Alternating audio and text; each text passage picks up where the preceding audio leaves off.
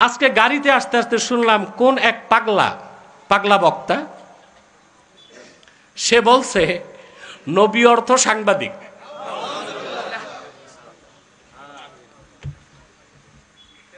আমি কঠোর কোনো ফতুয়া দিচ্ছি না, কারণ আমাকে ভিডিও দেখতে হবে।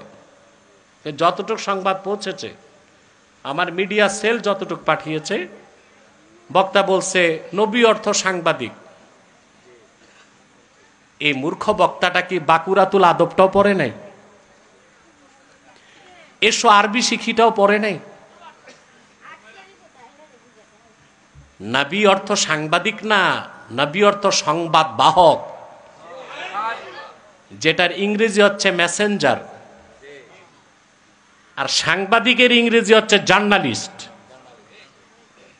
আর যে কোনো সংবাদ বাহককে নবী বলা যাবে না, যে বলবে সে কাফের হয়ে যাবে। আল্লাহর পক্ষ থেকে যারা সংবাদ বহন করে উম্মতের কাছে আনতেন তাদেরকে বলা হতো নবী। আর সাংবাদিক হচ্ছে সত্য মিথ্যা কিছু বুঝে না, সংবাদ পাইলো প্রচার করলো।